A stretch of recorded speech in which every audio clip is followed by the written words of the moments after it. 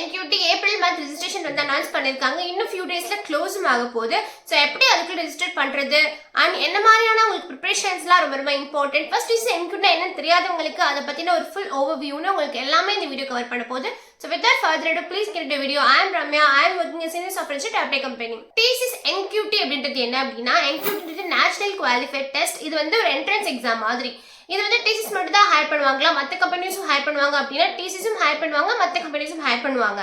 But இதுல ஒரு variations இருக்கு. அப்பதான் நமக்கு தெரியுது TCS பெய்ட்னா என்ன, ஃப்ரீனா என்ன.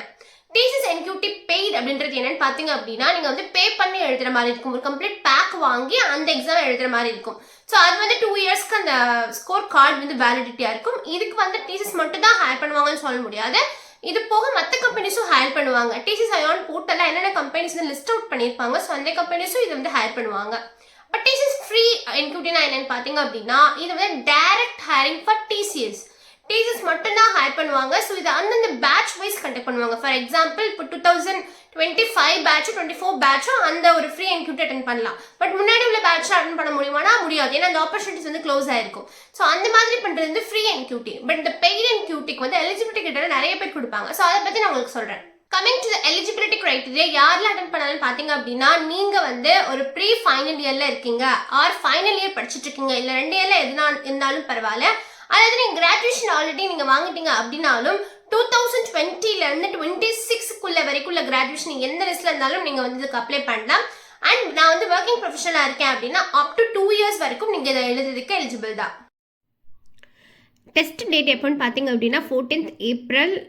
லாஸ்ட் டேட் எப்போ அப்ளை பண்ணுறதுன்னு பார்த்தீங்க அப்படின்னா 2nd of ஏப்ரல். ஸோ ரொம்ப டேட் வந்து ரொம்ப கம்மியாக தான் இருக்குது. ஸோ நீங்கள் வந்து இன்றைக்கே போய் ஃபாஸ்ட்டாக அப்ளை பண்ணிவிடுங்க. இதில் பார்த்தீங்க அப்படின்னா நான் ஆல்ரெடி உங்களுக்கு எக்ஸ்பிளைன் பண்ணிட்டேன் ஃப்ரீ NQTனா என்ன, பெய்ட் NQTனா என்னென்னு. இது நீங்கள் NQT நீங்கள் அப்ளை பண்ணோம் அப்படின்னா என்னென்ன ப்ரொசீஜர் ஆக்சுவலி இருக்குது. ஸ்டெப் 1 என்னென்னு பார்த்தீங்க அப்படின்னா நீங்கள் வந்து அப்ளை பண்ணுறது, நெக்ஸ்ட் உங்களுக்கு ஸ்கோர் கார்டு கிடைக்கும்.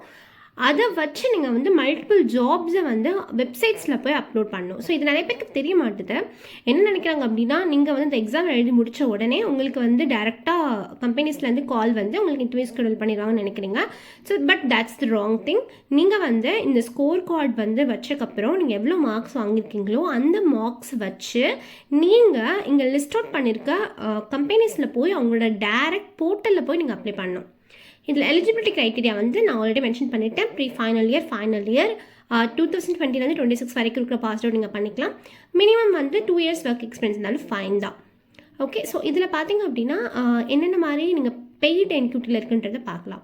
பெய்ட் NQTயில் வந்து காக்னிட்டிவ் பேக் இருக்குது, காக்னிட்டிவ் வித் ப்ரிப்ரேஷன் பேக் இருக்குது, ஐடியோட ப்ரிப்ரேஷன் பேக் இருக்கும், BFSI இருக்கும். காக்னிட்டிவ்ன்றதில் வந்து நியூமெரிக்கல், அதுக்கப்புறம் பார்த்தீங்கன்னா இந்த கிராமட்டிக்கல் இந்த மாதிரியான சில கொஷின்ஸ் தான் இருக்கும். ஸோ நீங்கள் காக்னிட்டிவ் பேக்கில் நீங்கள் எப்படி ப்ரிப்ரேஷன்ஸும் உங்களுக்கு இன்க்ளூட் பண்ணியிருப்பாங்க.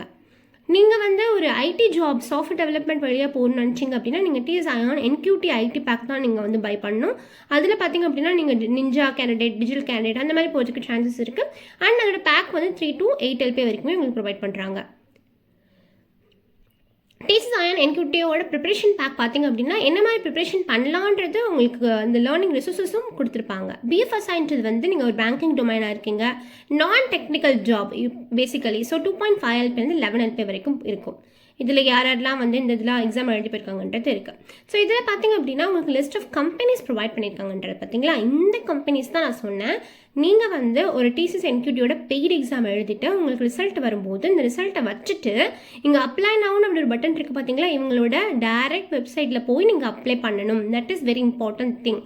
அதுக்கப்புறம் அந்த உள்ள ப்ரொசீஜர்ன்றது கம்ப்ளீட் டிஃப்ரெண்ட். ஃபார் எக்ஸாம்பிள் இப்போ எம்ஃபசிஸ் நீங்கள் அப்ளை பண்ணுறீங்கன்னா எம்ஃபசிஸில் வந்து என்னென்ன இன்டர்வியூஸ்லாம் கண்டக்ட் பண்ணுறாங்களோ அதெல்லாம் கண்டக்ட் பண்ணுவாங்க. பட் இந்த ஸ்கோரை வந்து வேலிடேட் பண்ணிப்பாங்க.